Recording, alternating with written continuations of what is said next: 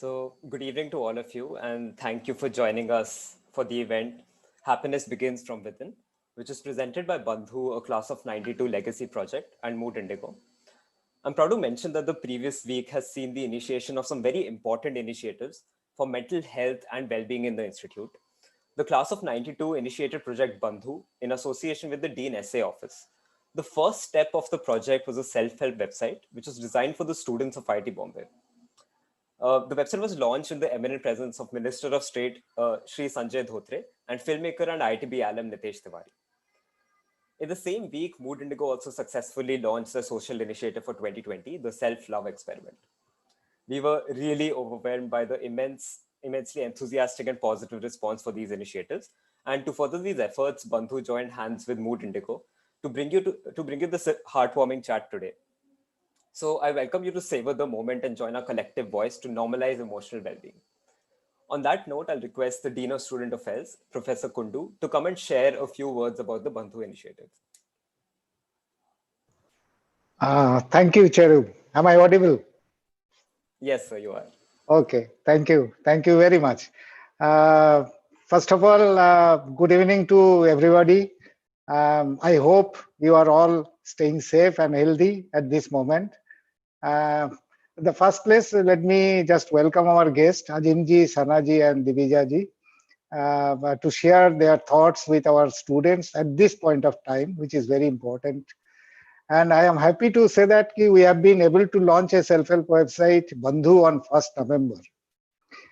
This is basically the initiative taken by the alumni batch of 92 through the legacy project, which is named as Bandhu. And this Bandhu name is given by our student only.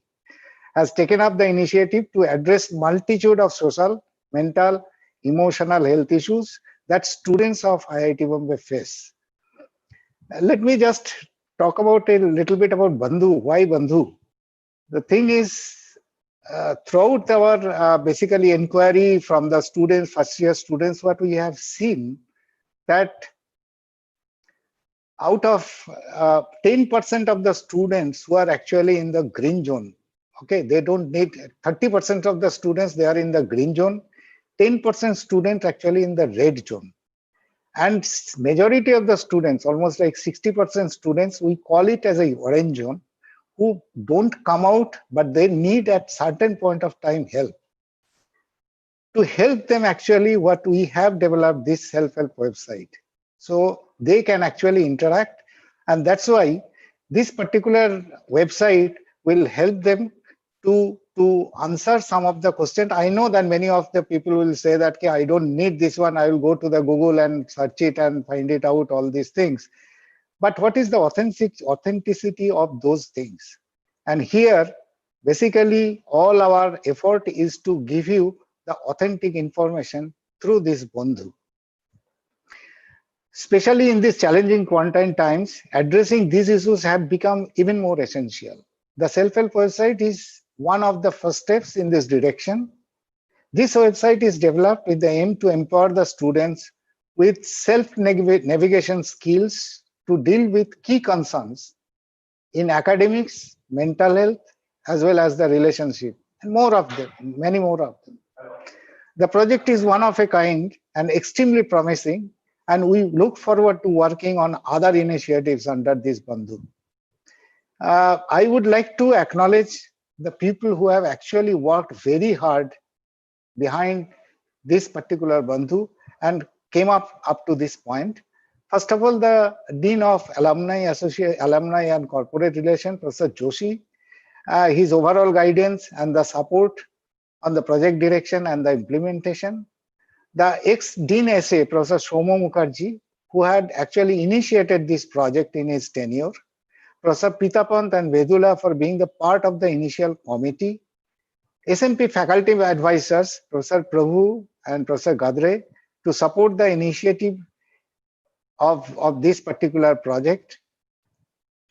And SMP faculty advisors, Professor Prabhu and Gadre, actually given many more information and advice for coming up with all these initiatives. Positive mental health, Shivani Manchandaji. Our Students Wellness Center, especially Amita Tagareji, Himaji, and many other, all the counselors, Anjali ji, Anisha ji, Shaukat Ali ji, all of them actually worked very hard to put up a content which is useful for our IIT Bombay students. I also thank the Mood Indigo team for bringing this particular program to our students, and I really thank you for your initiative for the cause. Sulogna, after joining in this project around April of this year, she has actually brought the momentum of the project, and I thank for her enthusiasm and her dedication for this particular project, and finally launching it and bringing it up to the point. Her coordination, her dedication, and her contribution is really, really immense. SMP students and other students bodies, Sathi, Gender Cell, Insight, and the Cultural for their constant support. And I hope these students will take the positive part of it and will take the help from this website at this particular moment. Wish you all the best and coming happy Diwali and all these things. Stay safe, stay healthy. At any point of time, if you need any help, Dean SA office is always with you. Thank you all. Thank you.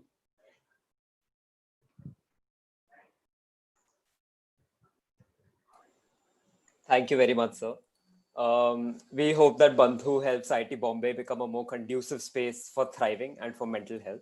As you've rightly mentioned, the website does have a lot of content around mental health issues, transition to college, a lot of things which induce stress like academia. And the content has been curated by like very painstakingly with interviews with students, alumni, and also a lot of experts. So we really hope that the initiative and support with Dean SA office and all the people who you mentioned who helped, we really hope that this goes a long way ahead. Now, I will also mention that it is not only the IIT Bombay, but also the minister as well as the education minister. yes, sir. They also mentioned that it is a very good initiative, Yes, and sir. they urge also that this should be available to other students also. So at Right. this particular moment, we are actually opening for our students, but definitely we'll be very happy to help any student of our country for this kind of effort. I think Right. that is our main motto. Sure, sir. Thank you. Yeah, thank you. Now, to shed a little more light on the initiative, its backstory, its perspective, and the future goals of the Project Bandhu, I'd like to invite Rekha ma'am and Vivek sir from the class of 92 to take the stage. Rekha ma'am. Oh, sorry, Vivek sir. Thank you, Cherub. Hi, Rekha. Hi, Vivek. Yeah, you're doing well, I hope. Yes, doing well. Good to see you at least online, since none Right. of us can meet, Yes, I know. in And I'm person. just wondering how difficult it is for the students at a time like this. And my memory goes back to 2017 when we first started conceptualizing what we wanted to do to leave a legacy from our batch. And I remember all the students from our batch, the alumni from our batch, were very, very sure that they wanted to do something that makes a big impact to students. And when we started talking to the current students of IITB at that time, including some of the student office bearers like the GSHA, the student mentor program, and even students at large, one thing that struck me was life has become an order of magnitude more complex and perhaps chaotic and stressful than it was in our time. I mean, all these things that they talked about, there are even terms which we didn't know about in our time, POR and internships, of course, we understood, but it was rarely something people pursued. We would rather run away home for the vacation and spend time, chilling, eating good home food and so on. So no one bothered about these things. And even job interviews, which seems to be so stressful, was often a very casual thing. Should I go? Should I not go? I remember many people who decide at the spur of the moment that the movie in Convo is more interesting than the job interview, so they would drop it. But now I think it's a lot more serious. It's a lot more just overall, very, very happening, very, very stressful. What do you think? Absolutely. I think, I'm kind of grateful that I graduated then and not now. I don't know if I would have, how well I would have managed right now. But yes, definitely things have become more complex now. The pressure is much more on the students. And I think that's what we realize while talking to them. And most students, undergo a lot of ups and downs in this entire journey. And to really manage this thing well and to finally end up graduating, fulfilling your dreams, you need to be at a good, in a good emotional and physical, mental state, right? So I think that's where the idea for this whole, if you remember, that's how we came up with the idea for this project, because when we realized there are a lot of students, who are kind of in the middle zone, as Professor Kundu said, they are not having very serious issues right now, but nor are they completely okay. They are going through something. And we believe, right, and I still believe that, if you remember our discussions in the Dean ACR conference room, that, some of these issues, if when tackled in a timely manner right at the beginning, right, they can get resolved and people can continue to, pursue their goals. And if left alone, right, they fester, and then, one thing leads to another, right? You have an issue maybe with time management, or you're disappointed because you didn't get a POR, and that impacts you and your, sense of feeling of failure. Maybe your some course doesn't go well, self-esteem, I mean, it goes on, there's a domino effect. So I think that was our entire goal. And we also realized that students seem to be a little more hesitant to speak and to also seek help, whether it's from friends or from others. And I think the lower level now of physical engagement and increased online interaction is probably just compounded that. So I think that's what, if you remember, gave us the whole, the impetus and the motivation to do this project. And, the self-help website is an important part of it. Yeah, you're right. And I think somewhere the way I look at it is the self-help part of it is important, because a lot of students may not be needing the active intervention of a counselor. There are just a few adjustment issues. There are just a few ups and downs that they're facing. And I think just knowing that these are very normal things that happen to most students, most people, being able to look at information around that in a way that is curated and presented specifically around the type of milieu that we have is, I think, very good. So it's like it'll help those students before things advance or they worsen. And of course, the institute already has excellent facilities as far as counseling and dialogue with experts in mental health is concerned. So anyone who really is at that advanced stage needs to go to the experts in the field and not just rely only on the self-help website. But it will help in the early stages. And I think it also might help with areas where you want to look out for your friends and your batchmates. That's another way in which just reading through and getting aware of various issues could be helpful. Absolutely, Vivek, I couldn't agree more. I think building awareness is a very important component of the website. I think we probably went through certain issues. Maybe we weren't even aware of our own issues. So I think often when you're aware of what you're going through, you can take steps to resolve that issue and, resolve it in a positive manner. The other thing, very important point you mentioned was, looking out for your friends. Sometimes I think when I look back on our days, I remember a batchmate who had very serious issues, mental health issues, and we were just unaware, and we just ignored her, not because, or we ignored the issues rather, did not ignore her, but we ignored the issue out of sheer ignorance because we didn't realize that she was having an issue. We just thought, ki, theek hai, wo to aise hi hai, she's quiet, she doesn't like to talk to anyone, she's a little odd. And we just left it at that. And I feel really bad about it because that had very serious repercussions, later on after graduating. And it was just ignorance, right? So we need to build awareness so that we can take care of ourselves and, those around us. And I think this is the first step in that direction, which is to look at the website and to figure out what's happening. Yeah, Rekha, and like all first steps, it also gives us a lot of direction to go further. Of course, getting the feedback from the students is going to be very important. We really would like them to tell us what kind of content they would like to see more of.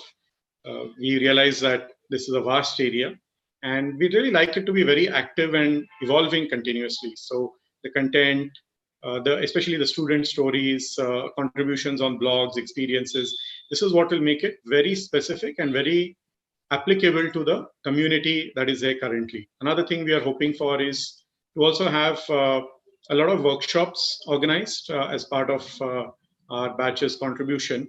So supporting experiential workshops where students can really interact with others in a similar situation, can find a safe space where they can talk about what they're going through and find ways of coping and becoming a better version of themselves.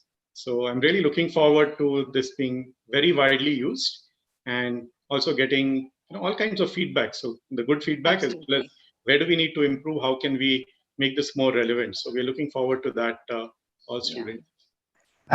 Thanks to both of you for your dedication about this particular Bandhu and bringing it up to this point. Thank you both. Thanks to both of you. And of course, we have been absolutely overwhelmed with the support we get from yourself and the others in the institute. So that's made our journey possible, and the students also. Thank you. Absolutely. Thank you, Cherab. Thank you. Thank you, Cherab. Thank you. And thank you, Professor Kundu. Thank you. Thank you. Thank you. Right. So without any further ado, I think we should begin the event we've all been waiting for. So I'd like to introduce first Azeem. So Azeem is one of India's top stand-up comedians and has been one of the most popular names in the Indian circuit. With 2 stand-up specials on Amazon Prime Video, he has been a regular member of the comedy collective East India Comedy and served as the creative head of the critically acclaimed web series EIC Outrage. Hi, Azeem. And simultaneously, I also introduce Sana. She's the co-host of Sentimental Podcast along with her husband Azeem. She also runs a Mumbai-based thrift and consignment store where you can shop from pre-loved and vintage gems from all over the world, which is called Bombay Closet Cleanse. So really excited to have this event with you both, Azeem and Sana. And I'd love if you could share your views a little about your podcast and how it started and something about yourselves. Sure. Okay. So hi, I'm Azeem, obviously, and this is Sana, obviously. Hi.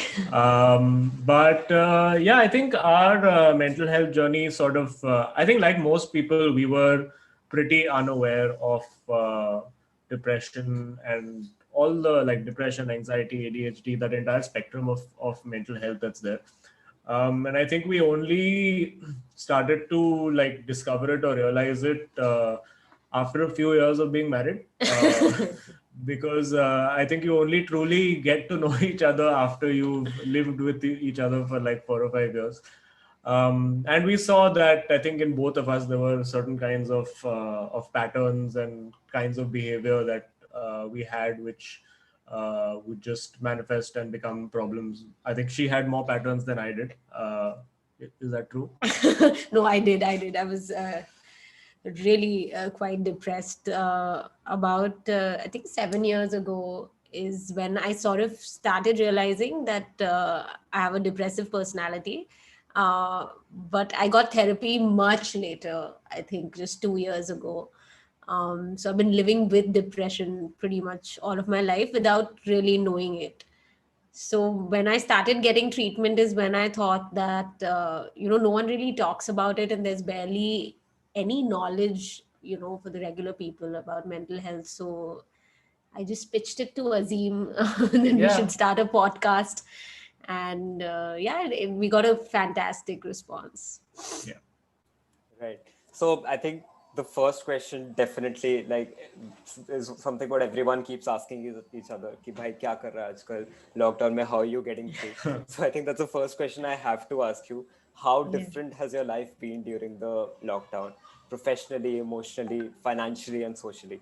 Really want to get some perspectives on that. I think Azeem should take it first because he's having the worst year. Yeah, it's been a terrible, terrible year for me on all fronts: personal, professional, financial, career-wise, everything.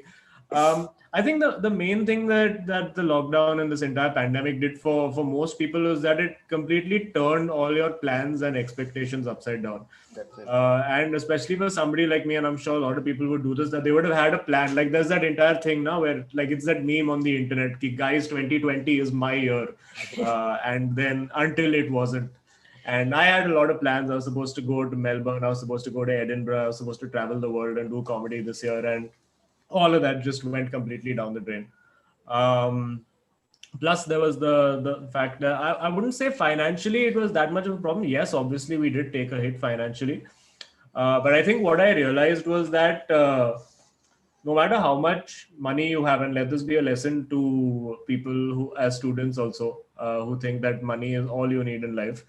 No matter how much money you make, eventually, if you don't have something in your day to just keep you occupied and keep you motivated, which in my case was always my work, it makes your life very, very, very difficult and very depressing.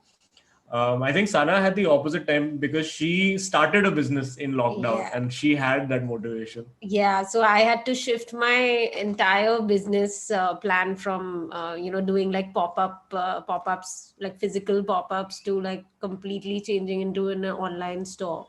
So the opposite happened to me, where I've been overworked during lockdown. So I've just sorry, I dropped something. Yeah, so no, for me, it's been the opposite, which is also not healthy, where I've just completely immersed myself in work, especially with no other social obligations and all of that. Actually, the first month, I sort of enjoyed Yeah, we lockdown. enjoyed it, no? Yeah, because like you didn't have to meet people, and we both just like Yeah, it to was so stay. great to not have to say no to people's plans, Exactly. Like we just Understand. have Yeah. pandemic children, I can't meet. Bye. It's just that. Yeah. So the first month was sort of like, yeah, okay, we'll manage. We started hating it probably, I think, by the third month. Yeah, I was think by when- the time we had each washed our like 500th dish and 500th plate, I think we were like, nahin, nahin, abhi ye bahut ho gaya. But there was, I mean, obviously you could, and you start to see the lack of motivation in the small things. It's not necessarily when you're talking to a person or you're meeting a person that you find that they're, going through something or they're not motivated. Like all you need to do is come and see their bedroom once. Like if you see the mess and throw like clothes thrown all over the place and just complete chaos everywhere. And then one day, I think when you find some motivation, I think for me, is the first thing that I do when I find any kind of motivation is that I clean my room, which is a great way to start. It's very therapeutic to just sit and clean stuff. And I think it's also one of the tendencies that a lot of depressive people have, which is that you just obsess about other things apart from the thing that you actually have to do. Like, you have work, but you be like, नहीं, मुझे सारे video games आज alphabetically organize करने हैं, or I have to organize my cupboard properly.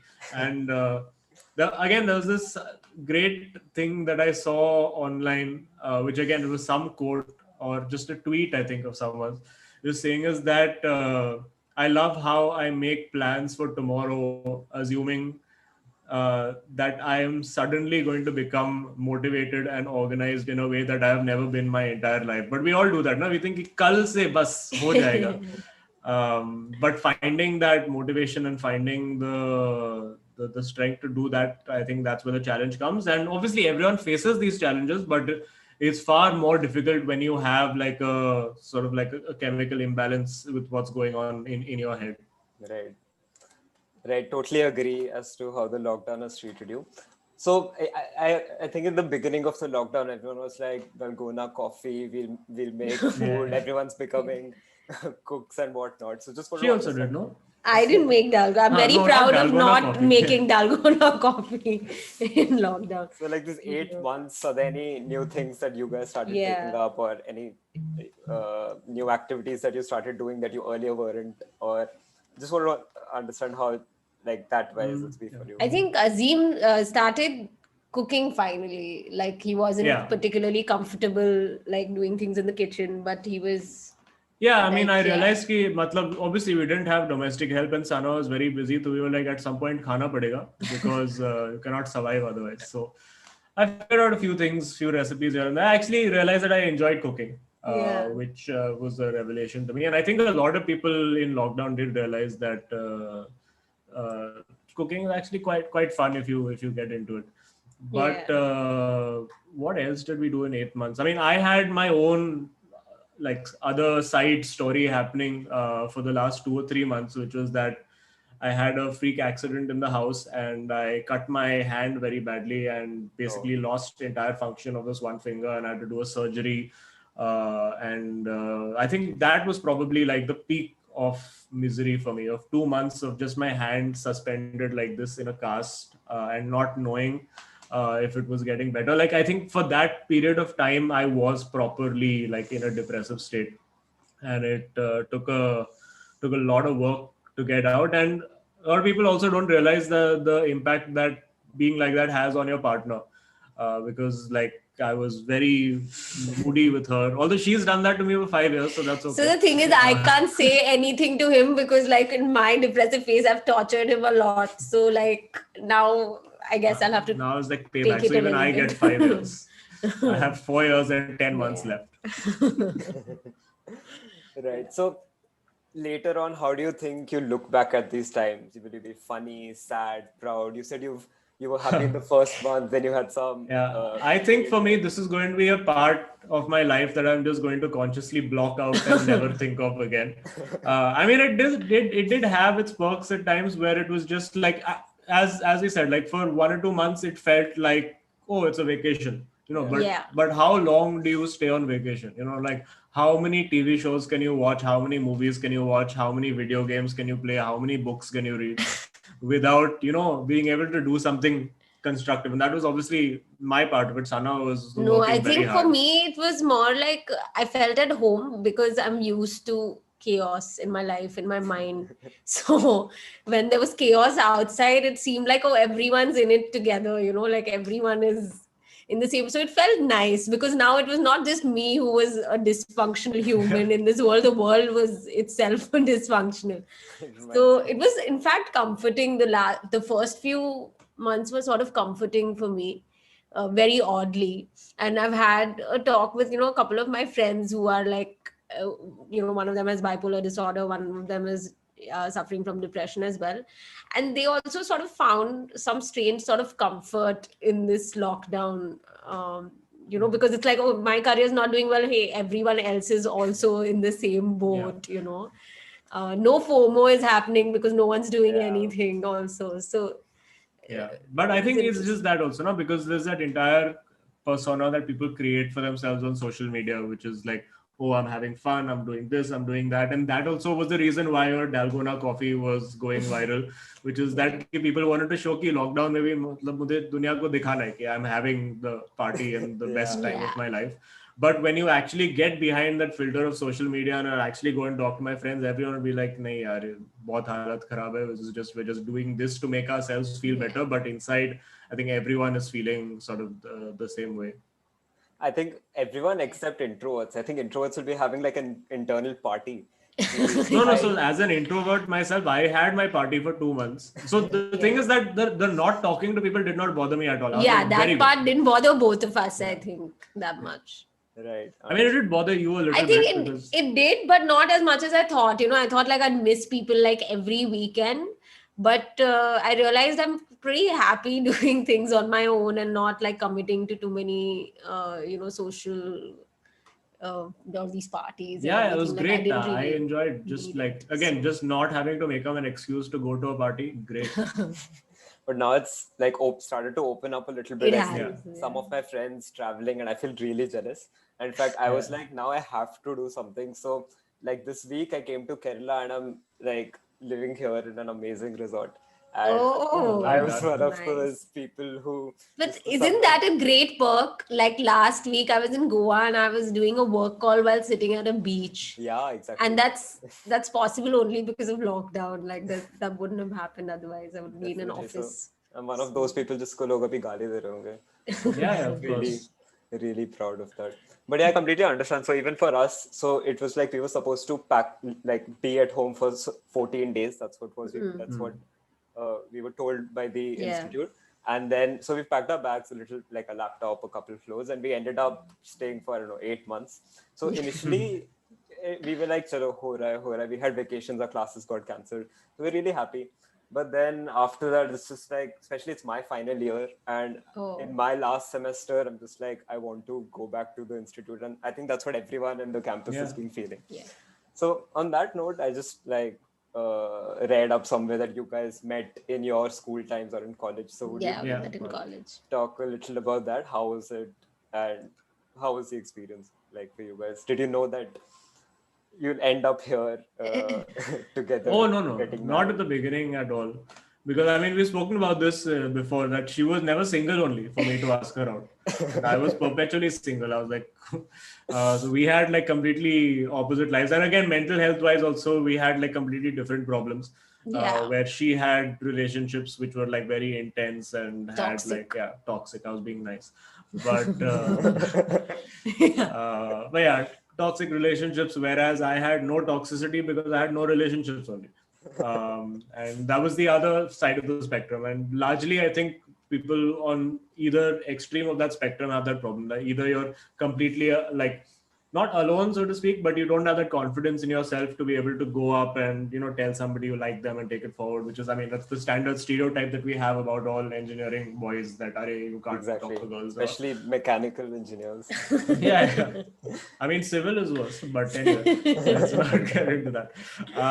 No, but it was that, right? We didn't have the confidence. I used to do weird things. I used to try to talk to people on Orkut back in the day. You guys probably aren't even aware that he didn't have any reaction. Yeah, I don't they think had he no knows clue. what Like, Orkut was. for the few, the 30-year-olds who are watching this will be like, "Acha, wo bhi to kya din the?"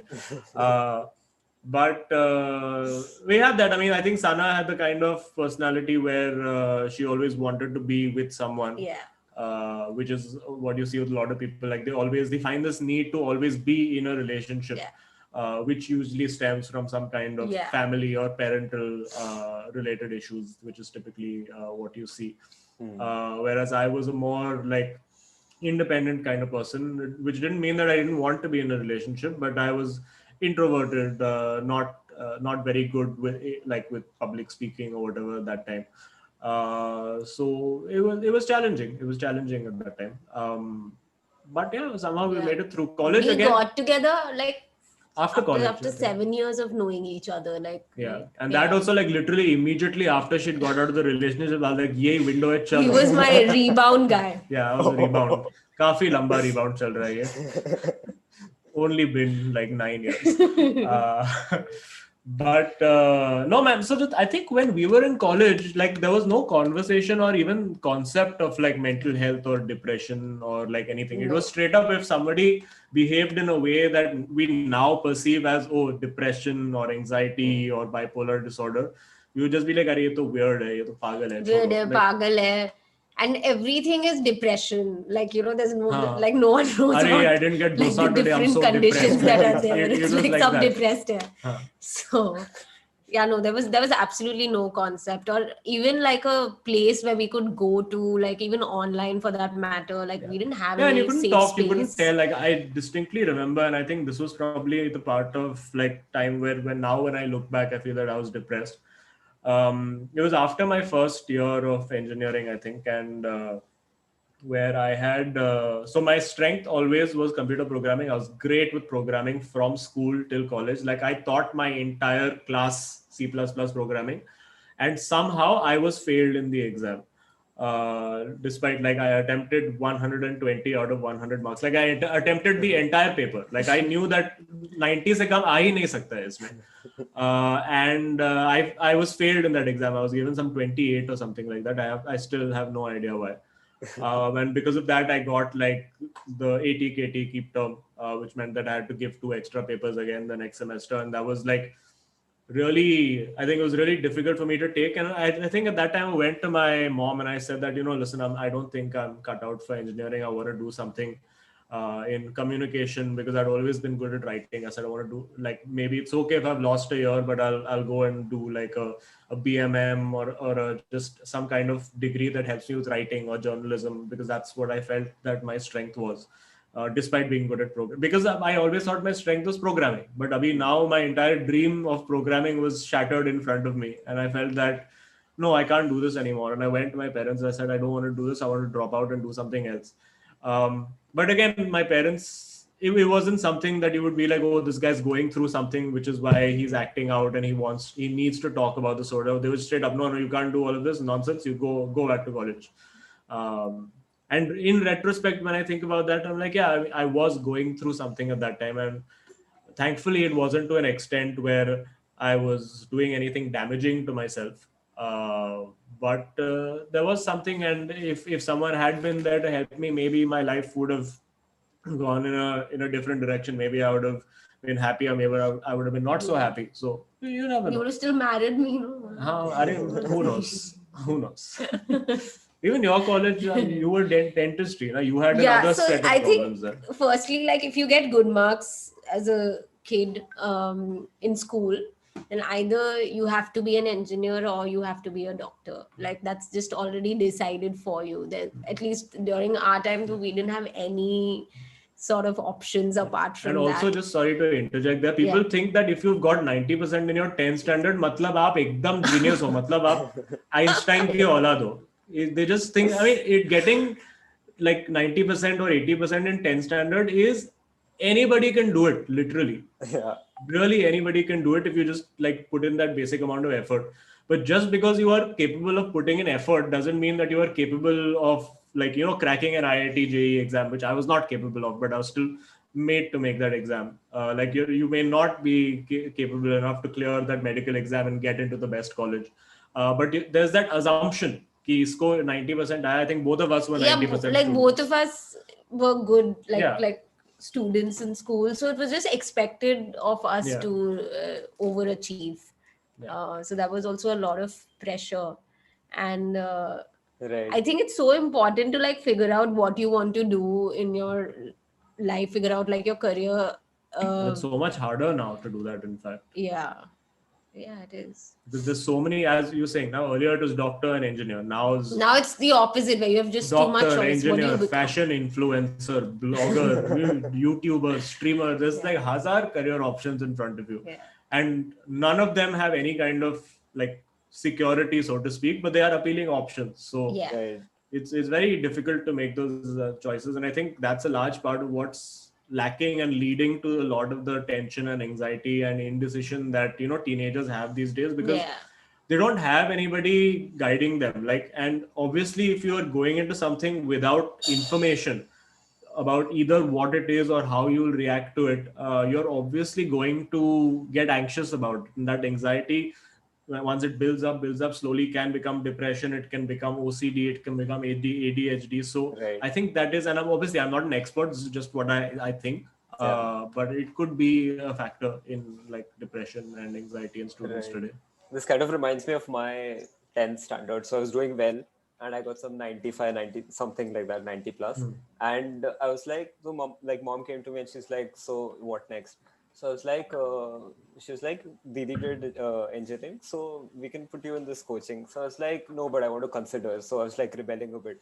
She's like, kya options are there? So I said, I can do architecture, I can do medical, I can do this. She's like, architecture to banega nahi. So basically she just took the decision for me. She's like, architecture क्या मतलब drawing आती तो इसका ये थोड़ी architecture करने का, medical तेरे को पसंद नहीं है, खून तो तू सह नहीं पाता. So that was like one small argument, and boom, I end up like 2 years of my life go poof. Everything that I used to do just ended up in studying. And even after that, like after JE Advanced, so what you were talking about, I think you were pretty courageous, Azeem, to shift your career completely. Well, I mean, I didn't really have a choice. I just went with the flow because I got placed in a company and they told me, you wait for 1 year, recession चल रहा है, हम लोग के पास job नहीं है. So I was like, मैं घर पे बैठे क्या करेगा एक साल, my parents will throw me out. So it was a series of coincidences and being at the right place at the right time that led me to sort of where I am right now.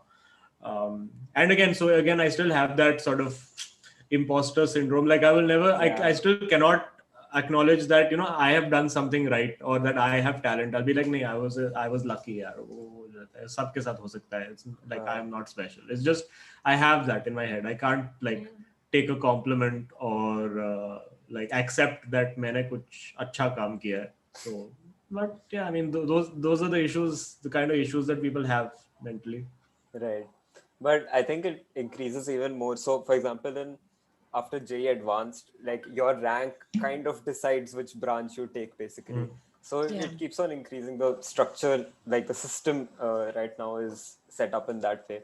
So how do you think people should deal with this? I mean, of course, the policy and the governance, all that is a different thing, like as to changing the whole way it functions. But how do you think, what do you think is the way forward? I mean, from both the sides of the students as to how they deal with it, and from the sides of the policymakers or the government or something like that as to how it should move ahead, like this whole system, because currently the way it's functioning does induce a lot of pressure and Yeah, absolutely. troubles a lot Yeah. of. You want to take that? I'm thinking about it. Yeah, I mean, it's a twofold thing, right? It's one about, as you said, like your decision was made for you effectively by your parents, and I think it's about having, like, being able to give students that sort of agency over their life to be able to. Obviously parents think, इसने क्या देखा है, उसको कुछ आता नहीं है, उसने दुनिया देखा नहीं है, तो I know better, मैंने मतलब Right. देखा है दुनिया, I know what people are doing, I've seen the world evolve, so I will make that decision based on what I think. But the child is growing up in a completely different world, right, where they are seeing completely different things. Somebody might be an amazing academic person and get 95 or 98%, but maybe their true aptitude may be photography, for Right. instance. And until there's a way of, we either have like some kind of counseling or like doing proper like aptitude tests, marks shouldn't be the only thing either way, Yeah. like just because you got good marks and you qualify for engineering doesn't mean you have to do engineering. Or just because you got 60% and you're stuck doing commerce doesn't mean you're going to be stuck in, like, as a clerk at SBI for the rest of your life. That's not how it works.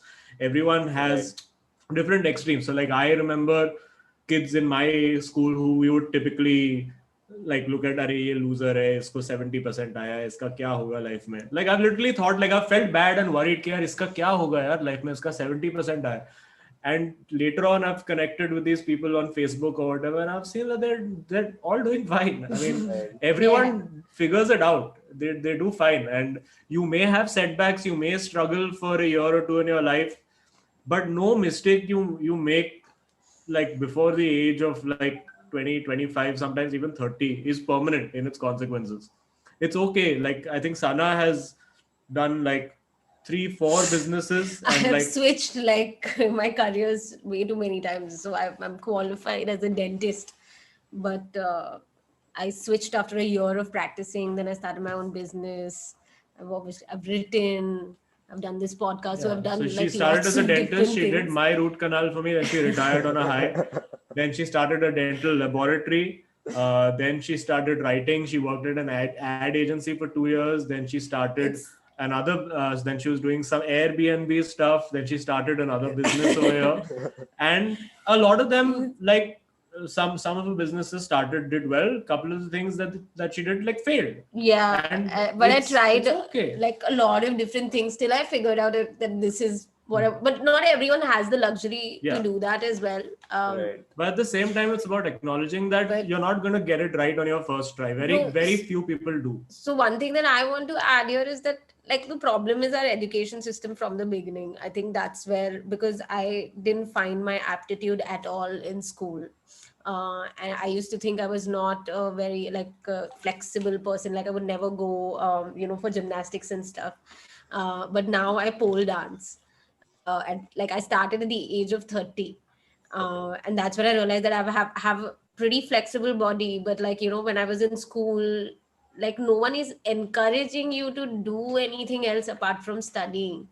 Yeah. So even I understand that you can, after your 10th, you can go for an aptitude test and, they'll tell you what to do. But like, what about all of those years where you could have learned so much and imbibed so much, like you just lost out on that because you're just like doing things and then getting marks. And so the whole system has to change.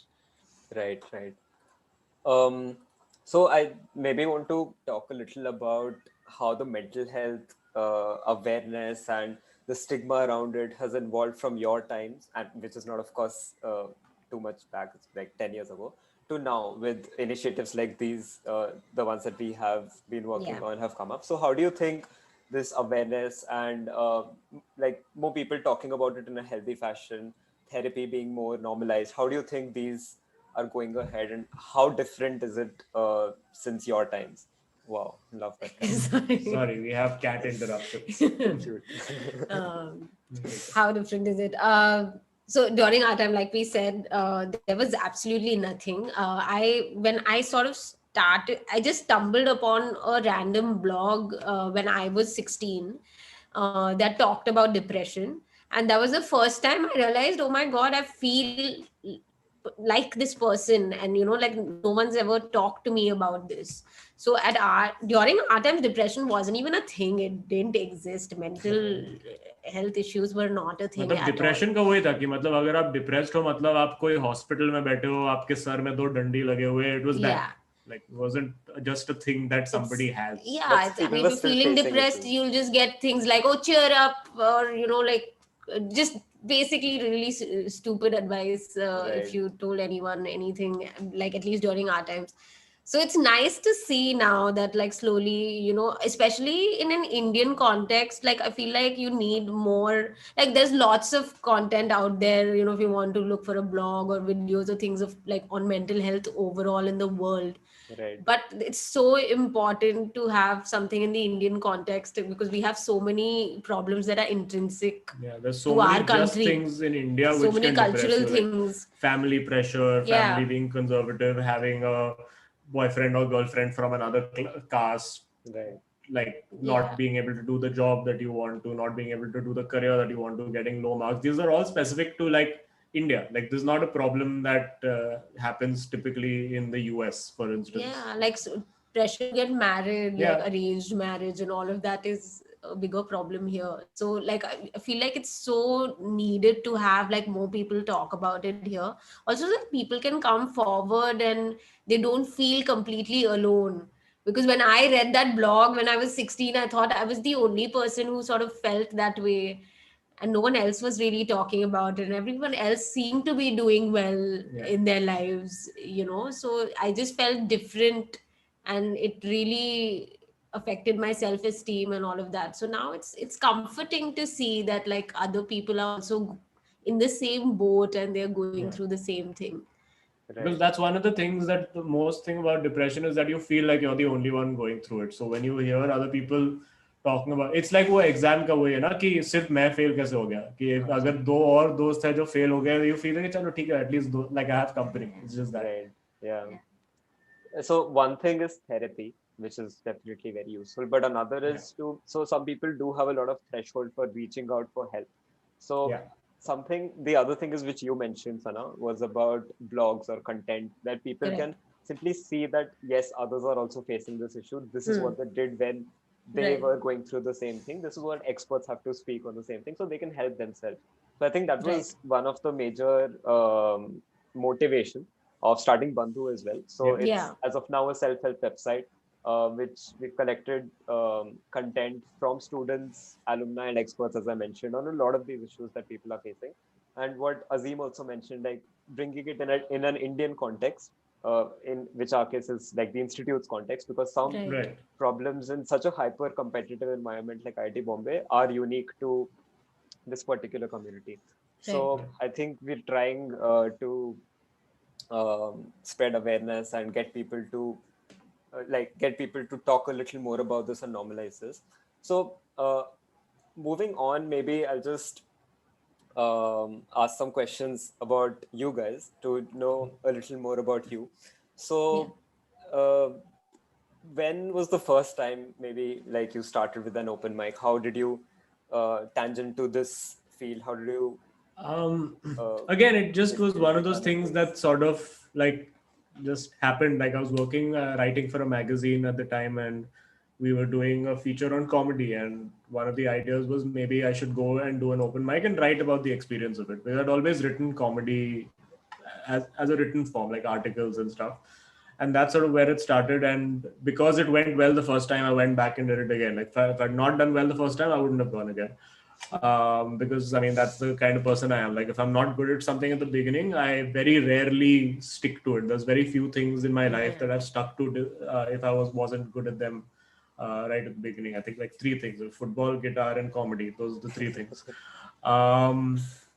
And post that, I mean, it's just been it was the comedy boom at that time. That's sort of when there was not a lot of competition. Also, there wasn't like YouTube wasn't such a big thing, so live shows were like a lot of people used to come and watch it live. Then YouTube happened, couple of videos did well. So that's sort of how the trajectory was for stand-up comedy, Right. which is So what is also, by the way, a very depressing field to be in, that's that. where like literally most of the comedians you'll meet, and it sounds very contradictory, but I think Yeah. at least half the comedians I know are depressed and slash or go to therapy.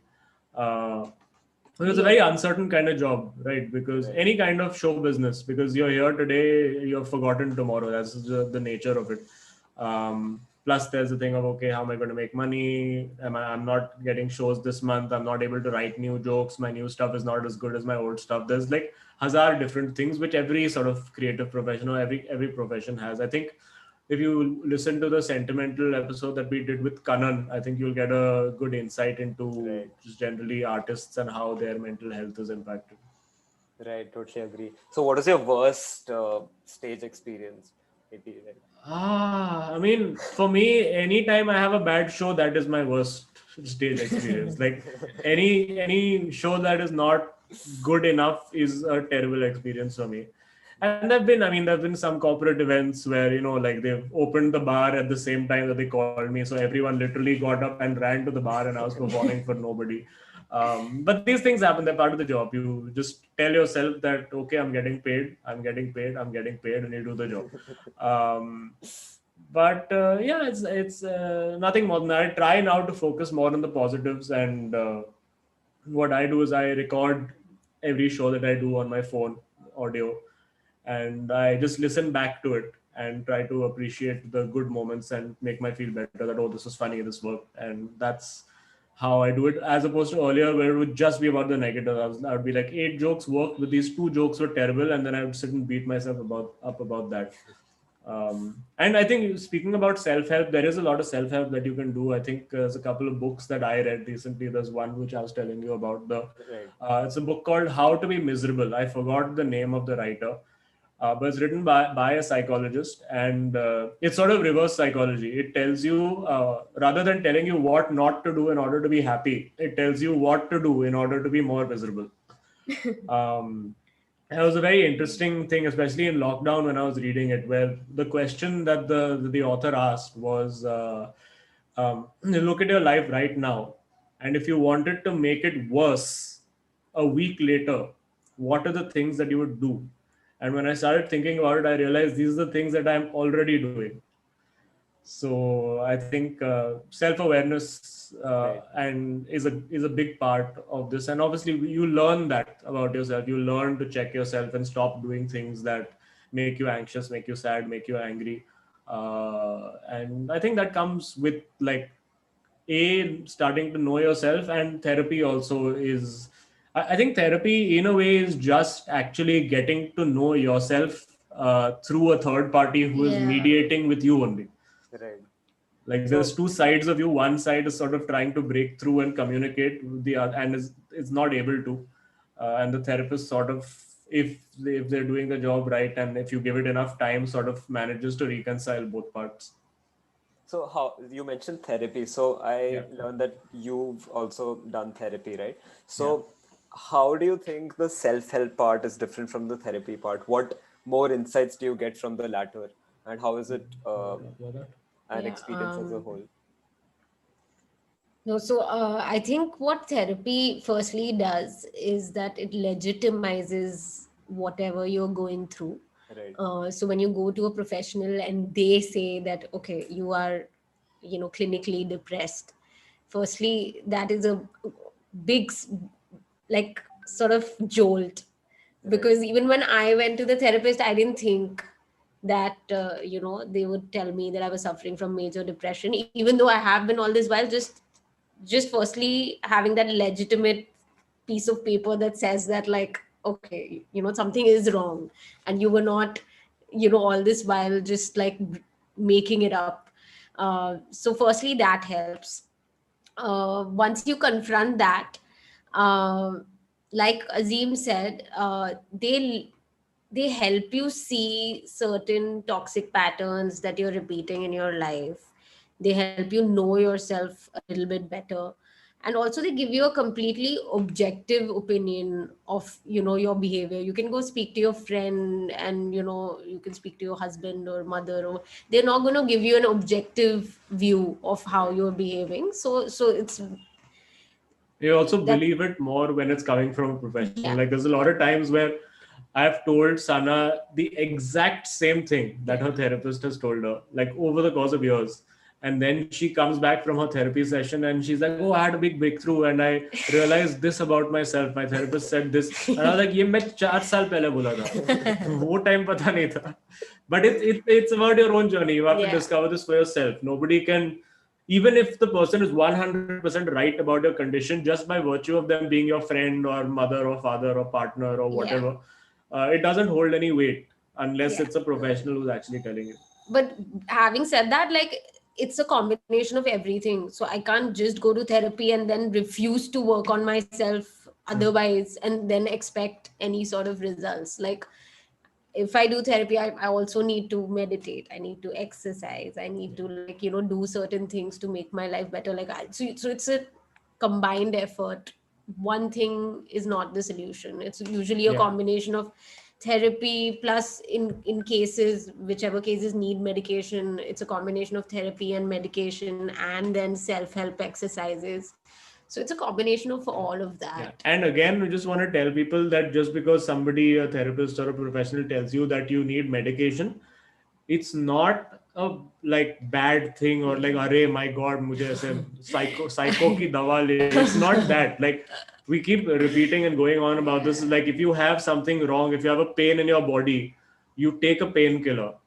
It's the same way. If you have something wrong in your brain, you have to take medication. The Yeah, medication is not like some anti-pagal pill. It is, it is like controlling your endorphins, your hormones. There is either too much of an endorphin or yeah, too little of an endorphin, and that's what it looks to correct. So you don't think that, it's some pill that just yeah, dulls your emotions and turns you into like a zombie, or yeah, conversely turns you into like somebody hyper or whatever. yeah, Sometimes it will take time. I think we've seen this with you as well, where yeah, yeah, sometimes the dosage maybe was not right at the beginning, and she felt like she was becoming very hyper, like very like supercharged to do everything. And then she told the doctor that, "Okay, I'm feeling a little off about this," and then they modify the dosage so that it's about getting that balance yeah. back in You your must have brain. been very entertaining for Oh Azeem. yeah, Like, yeah, damn 1 week I'm entertaining. like super hyper, and then next Huh. week I mean, I'm like, entertaining is maybe not the right word. no, but that's something I really want to bring up, because like, everyone thinks it's like a really big deal, you know, if you have to be on medication, but it's totally not. I've been on it for 2 years, and like, it has only helped me. Oh yeah, And huge I think, difference. you don't tend to see that it's actually a physical illness. Also, like, there's a actual chemical imbalance. Yeah. So it's not something that's just going to go away because you meditate or you exercise. It's not going to go. Like, if it needs medication, it's a medical condition, you need to take medication. So Right. yeah. And do you think in the lockdown all this has intensified a little more, or has it, like, with people spending a little more time with themselves, they've come to peace with I think sometimes too much time with yourself can make it Yeah. worse. okay. And I think I realized that about myself because Sana was always like going to her office and working pretty much all day. Yeah. And I was stuck at home doing absolutely nothing for most of the day. And especially, when I had my injury, I would sit. And again, that's where like self-help is good to an extent. But again, if you sit and just start reading too much about your condition, you start thinking, "Oh, I have this, I have that, this will go wrong, that will go wrong." Right. And you can start to hyperventilate. Like I used to have panic attacks, like literally, where I have reached a point where I was almost sabotaging my own recovery by trying to do things and saying, "Arey, mera doctor pagal hai, usko kuch nahi aata hai, I need to fix this on my own." So just like being alone is good if you have, especially if you have a really hectic life and you need to get away and like find peace to compartmentalize your thoughts. That's great. But sometimes just being stuck alone with your thoughts can be quite counterproductive Yeah. also. Right. I think too much of anything is bad. Yeah. So 8 months of lockdown is too much. Right. But you mentioned loneliness. So, how do you think the physical connect between people, or how we used to socially interact, vis-a-vis how we are doing it virtually right now? How do you think that has had an impact on people? Because honestly, like in college, having people 24/7 around you is really therapeutic, to say the Yes. least. But just want to understand what your views are or how it affected you. So having people around isn't always like therapy. I remember when I was in college, like in dental college, and I used to hate what I did. Like I didn't want to be there. I didn't want to do dentistry. So college used to be a toxic environment for me. So if there was lockdown during college, I would have been so happy because I didn't like going to college at all. Yeah, it So would be different for it people in depends different like on, situations. yeah, like from person to person that would differ. But Right. overall, what did you think of being away from people? I mean, like after a point, I did feel like, yeah, okay, there are some friends of mine who I want to meet. Like, I don't miss the whole having to travel across the city to have a meeting with 5 people for 20 minutes and then travel back home. Like, that's great Yeah. to be able to just sit and do a Zoom call, even though lots of Zoom calls can just be messages or emails. But I think people secretly just want to talk to other people. So that's why they organize more Zoom calls than they should for work. But no, it's good. It depends on how dependent you are on people in general. Like I've never been particularly dependent on people. Like if you put me in a cabin in the hills somewhere and just give me like good internet and food, and I would be very happy to stay there for a month. I would obviously come back and be like, yes, now I need to meet my friends, but I wouldn't complain about it. But that's just me. There are other people. There would be people who would be sick of it within 2 days, and that's just how people and their personalities are. So I think everyone Yeah. reacts differently. But I think in lockdown, I have gotten addicted to social media. So I have, Yeah. that's my life right now. That's my whole world. And like Azeem has to scream at me sometimes because I'm constantly like Like even scrolling now, or just doing before I switched something. on the camera over here, I was like, take the phone and throw it away. I was like, calm down. Yeah, so that's something I need to work on. I think like during lockdown, because there weren't too many people I could meet, Yeah. created this whole virtual like Instagram family that And I actually interact with. it's better for you to interact with real people on a day-to-day basis than constantly seeing social media, because again it's just constant information overload. This person is doing this person is doing this person is doing this, without any context of are they actually having fun, have they just Yeah. put this up because they felt like they wanted a little bit of validation. It's very hard to tell. Right. By the way, on that note, have you had any embarrassing Zoom call moments? Because I've been seeing a lot Oh, of them. matlab, the cats keep jumping around here and there. I've Yeah, had that's cats one. walking across the keyboard and switching my mic off and all of that.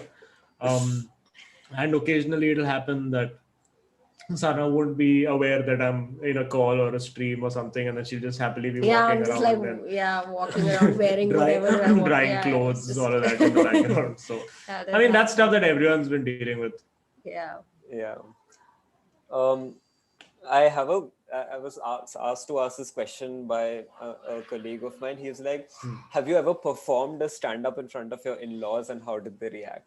Azeem? Yeah, I mean, I think my mom-in-law, her mom has come and watched me once, Yeah. and I She think it's didn't tell fine. him. Yeah, and she didn't tell me, and I found out in the middle, sorry, in the middle of the show. So then I had to literally in the middle of the show start censoring and removing jokes, um, which was interesting. No, but it's fine. I think they're fairly chilled out about it. But I don't think you'll be able to use swear words or anything at home, which people like No, no, of might. course not. Right. There's another one which says, "Who's usually more motivated amongst the two of you?" I think earlier it used to be me, Yeah. but post lockdown it's become her. Post lockdown, post therapy, post medication, it's me now. Yeah. There's one which says, "Who has OCD between you two? How do you fight and resolve around that?" Yeah, so the problem is that I have OCD, she has ADHD, which is the Yeah. worst It's the possible combination, because I worst want everything combination. clean and she leaves a mess everywhere she goes. So it's just absolute. I think that's probably the thing that we fight about the most. Yeah. Like even today, I felt very It's- happy. I cleaned like while she was at work. I haven't told her yet also that while she was at work, I did all the laundry. I cleaned all the clothes. Now I've dumped one giant pile of clothes on her side of the bed, which she's been I ignoring just saw for that. 10 days. And I'm like, now you have to put it away. So yeah, like the problem is that like I have ADHD, which is that I find it difficult to complete tasks. I don't like doing tasks, first of all, and I just like my brain is constantly in a state of like so much Hyperactiveness. activity, and also it's like I have like 50 tabs open in my brain at the same time, so there's so much happening inside my brain that I keep forgetting tasks, so forgetting my phone somewhere. I've forgotten my phone, like, So many places. Like yeah, phones like and keys though. phones, keys, like it's, I think a lot of people relate to that also. Like, and it's not just you being forgetful. Again, yeah, it could be that you have ADHD. Right. So that's why we always recommend, like, whoever you are, if you can, like, if you're in a place where you have the time to do it, just get like a basic psych evaluation done. You'll just learn a lot about yourself, and maybe things that you just constantly beat yourself about doing. Ki, Arey, I'm so forgetful. Oh, I don't talk well to, like, I can't talk to people. I don't have confidence.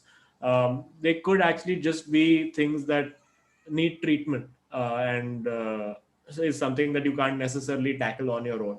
also Right. like one more thing I wanted to add is that I think people use OCD very Yeah. lightly. So if you are very particular about something, then you have OCD, but that's not Yeah, that's really not true. true. It's a Then you're just proper particular. compulsive disorder, Like and even it, I don't have OCD, so to speak. yeah, like it's actually debilitating when you have it. So Again, it's something that even we Sentimental, use. We season 1, season episode one, 2 episode two with is Pavitra Shetty. She OCD. has OCD, so yeah. Yeah. Right. So about sentimental, like sentimental, like is there one of you that's super senti and one of you that's mental? How is it? I think both of us are equally. Both of us are both. Yeah. Yeah, but I think I'd be probably more senti than this one. I think that's also because boys tend to be like a little bit like they don't Yeah. really express Not themselves, as and in they're like, oh, touch with kya our senti ho raha emotions. hai? Yeah. You know, that's always a thing. So like I'm usually the one who gets more emotional and sentimental, but like he has, more like repressed sort of issues. Right. I know these days, like I was seeing the US elections and all. So I had this question which came in. If you were to uh, if you were to do a podcast with Trump or Biden, who would you choose and why? Oh, Trump, of course. Like it's मतलब a no-brainer. कितना content मिलेगा bro, मतलब वो बंदे में कितने issues है life में, like कितने Be ज्यादा a case issues. study, Yeah. like 5 episodes उसका series. one full season we'll have to do only on his issues. Then we'll call his wife. Yeah, it's actually, I don't know. I don't want to comment on this actually. I don't want to. And like, what are the weirdest things you feel anxious about? I feel very, very anxious when I get a call. I hate Oh my speaking to people goodness. on call. So what are there any weird anxieties that you guys have? So call thing for sure. Firstly, I'm always expecting bad news when someone is calling. Like it's never going to be anything positive. So yeah, like just taking a call, even entering a room, like entering a room full of strangers. So let's say there's a house party or something happening and I have to enter. So just that moment of entering gives me a lot of anxiety because I know everyone's going to look and what do I do with my hands? Like I get like really awkward about those kind of things. So that makes me really anxious in a regular day. What else? Organizing your cupboard. Oh, yeah, like organizing things gives me major anxiety. What else? I think for me, it's just like my main anxiety comes from if things are not perfect, which is most of life. But in my head, it has to be like, "Arey, this has to be perfect. Once this is organized properly, then I will be able to move on." Like I get paralyzed by small things. Like if, for instance, like my desktop on my laptop is not cleaned up, I won't be able to write. And because of realizing, अरे मुझे बैठ के अभी 15 minute सब कुछ clear करना पड़ेगा, I'll be stuck and be like, अच्छा मुझे ये काम नहीं करना, and I'm going to sit in bed. And कहीं से वो 1 घंटा निकल जाता है. And then I realize, अरे shit, I have to do this. Then I get panicky about, अरे I sat and wasted so much time doing nothing. So it's like a constant vicious cycle where I think all of us feel like this pressure to be like extremely productive with every day. And that's also because of social media, because you keep seeing like people doing something or the other, achieving things. And also every because day. it's been ingrained into us कि अरे तू तो काम नहीं करता है, you don't work hard enough. Especially for me, like even when I was working hard, but obviously the results didn't come when I was in engineering and all of that. I used to get this thing कि अरे okay, I haven't worked hard enough. I should have अरे मैं या आज 3 घंटा क्यों waste किया? But I mean, and this is something that everybody should realize, that especially students, at some point, obviously you will graduate, you will get a job, and some of you will have a job where you're working damn hard all throughout the day, but 90% of you will have jobs where you are wasting 5 hours a day.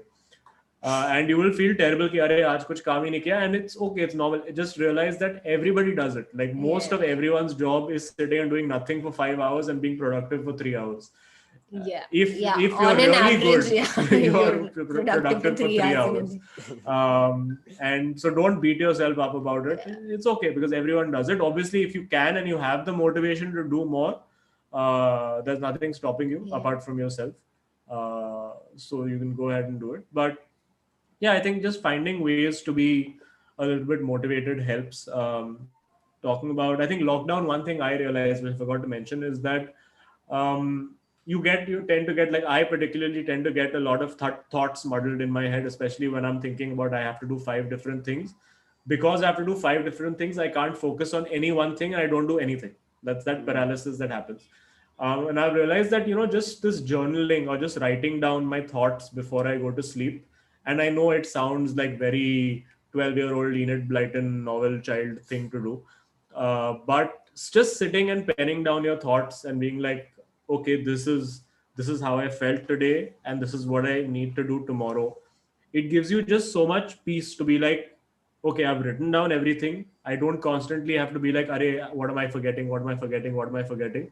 Just taking that 15-20 minutes before bed to just sit and write down, whether you want to do it in a book or just write it down on your phone and delete it later. Just getting it out of your head and onto a physical surface just helps to ease a lot of the tension and the anxiety that you go through on a daily basis. So in lockdown, I think that's probably been my biggest mental health learning. And exercise. Just you have to exercise no matter what it is. If you want to go for a walk, you want to jog, you want to do some 10-minute YouTube workout that kills you, or you want to go cycling. I started cycling in lockdown and I felt amazing for the 1 month that I did it. Obviously, then I got injured. But I was miserable for 3 months before that. And I said, okay, now I'm going to start cycling. And automatically, after 3-4 days, I just felt great. Like I felt positive, I felt motivated, I was not lethargic, I was not tired all day. Because it's basic science. Like exercise releases endorphins. Endorphins are happy hormones make you happy. It's basic stuff, and it's not just कि मुझे health के लिए कर रहा है. Of course, it's great to do it also, for like exercising is like, especially in India, is like an option. It's an optional thing. Like, it's like ये exercise करता है. It's like a different thing that you do. It should be part of everyone's day. Like having some sort of physical exercise, and it's highly recommended even by therapists, like that you should exercise when you're trying to work on your like I remember Neville Shah, he had spoken about this on the podcast, where literally his doctor told him ki, okay, you can do the therapy. Along with the therapy, to get the endorphins, either you're going to need medication or you're going to need exercise. And Neville said ki mere se exercise hone nahi wala hai, so he had to take medication. So it is actually not necessarily a full-on substitute if you have like a really serious condition, but it helps. But you can avoid like having to take medication if you can religiously exercise every day. And I never thought of myself as I've never been to a gym in my life, but I felt great while cycling. I kept pushing myself to cycle more. I started with 5 kilometers, got to 10 kilometers, and got to 15 kilometers, and I just felt really good after doing it. Both physically and mentally. So highly recommend whatever form of exercise you can, 30 minutes a day, or like heavy exercise for 10-15 minutes, but just do it. I think one thing that I learned during the lockdown is that I need to stop blaming the distance between my hostel and the college for not attending classes. Like literally it's just one click away and I can't even do that. So procrastination is real, and journaling and like making schedules and all that like does go a long way. I just wanted to ask maybe a couple more questions before we wrap this up, if it's fine. So wanted to understand how not understand, but like whether you have any fun stories from the lockdown. So for most it's been very monotonous because they're like living in a room talking to the same people or even not talking to people, but you guys being comedians, and because of the podcast, interact with a lot of people. So do you have any fun memories or some moments that you cherish and would like to share? Oh, from lockdown, zero. From No, no, no. lockdown, I think we have zero good Lockdown for memories, me, I yeah. think. For me, generally, I had, as I said, my happiness generally is linked to my work. If I'm working, I'm happy. And because of not really being able to work, and also constantly being online, like the one part that I hated about my work usually was the social media part of constantly have to put something out there, then get comments, read comments, get the anxiety that causes. And all the work sadly pivoted to like live streaming. Everyone's doing live streams where you're constantly just seeing people's comments. Yeah. Maybe the one thing that probably positive that did come out of it was the football podcast, the football show that Neville and me do started to grow quite a lot. We built a lot of community around it, 442.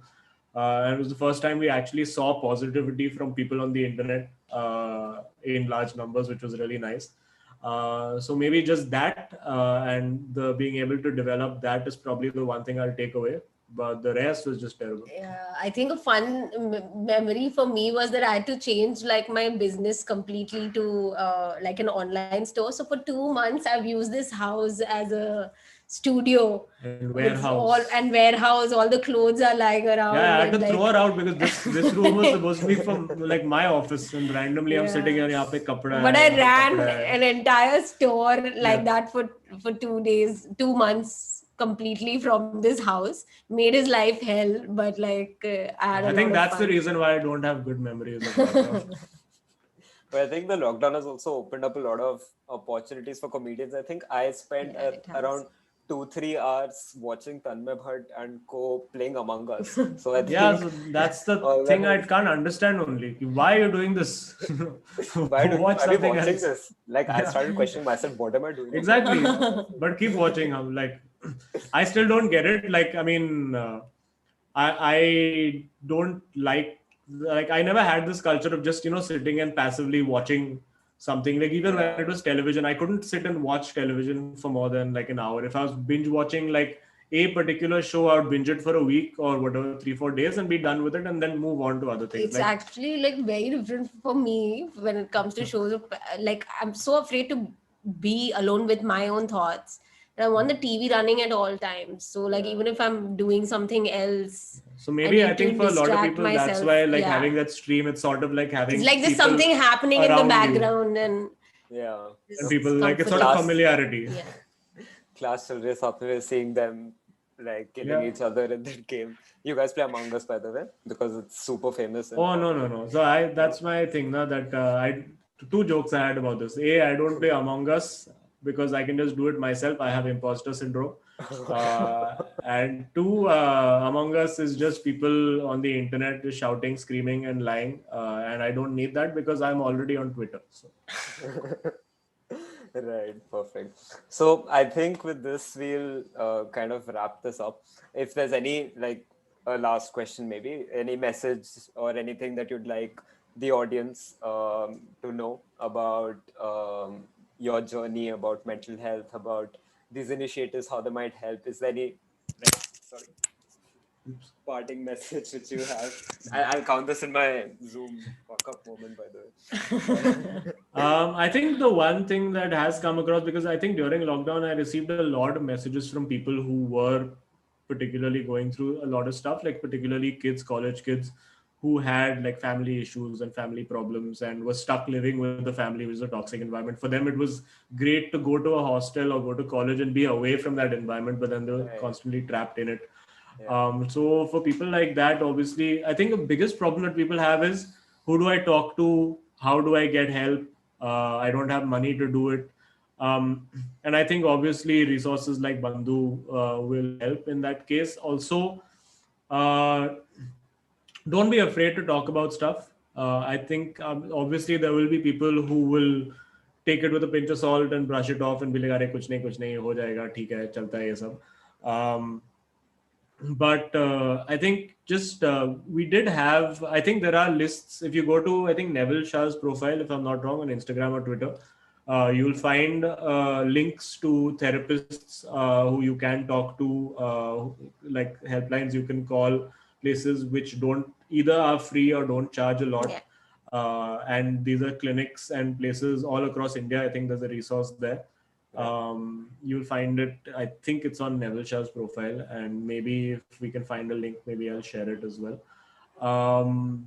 I think just try to talk to people about it. Remember that whatever it is you're going through, and I mean whatever it is, you're not alone. There are a lot of people who have the exact same problem as you. It's just that none of you all talk to each other about it, so nobody knows. But it's okay. Whatever happens, it's okay. So it's fine.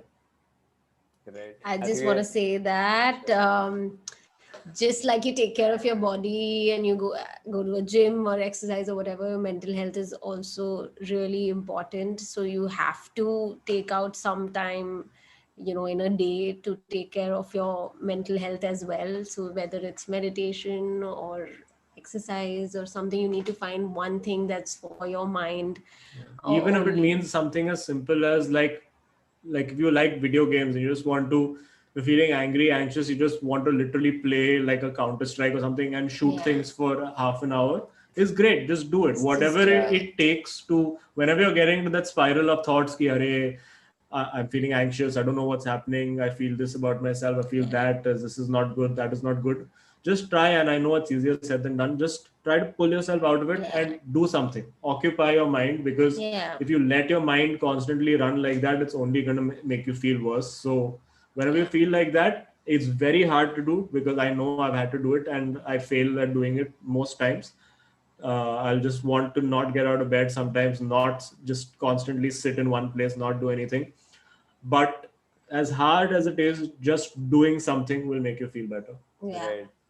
Also, you're allowed to feel everything that you feel. Your feelings are valid. If you feel like there's something wrong, then acknowledge it. And, like you really need to look into it and like try and explore why you're feeling that way. Right. And as I said, journaling, writing really helps. Meditate. Because it just puts your thoughts down on paper, and maybe if you do it for a few weeks at a time, you'll be able to see patterns and repetitive behaviors in yourself as well. And maybe that's like a small self-help kind of thing that you can do for yourself. Definitely. Okay, thanks a lot, Azeem, Sana. We had a lot of fun having this, and I hope the audience did too. Great. I really hope 2020 and COVID ends soon, and we can get back to, for sure. especially our colleges. We're dying to go back. So thanks a lot, and best of luck for Sentiment. Pleasure. Thank you for having us. Thank you for having us. This was fun. Hope you were able to help. Yeah, and again, remember, we're not professionals, so don't go telling people कि Azeem Banatwalla ये बोला मेरे लिए नहीं चल रहा है. If you have issues, go to an actual professional. These are just our opinions. We are not qualified. Check out Bandhu. Yes, check out Bandhu. I think this was really insightful, because you guys have been through it. You've taken therapy. So normalizing this, especially coming from you, does actually mean a lot, and I think it'll go a long way. So thanks a lot again. And pleasure. Thank you, and best of luck to everyone who's watching. Thank you. It's a pleasure from Team MI and Bandhu. Bye. All right. Take care, guys. Bye.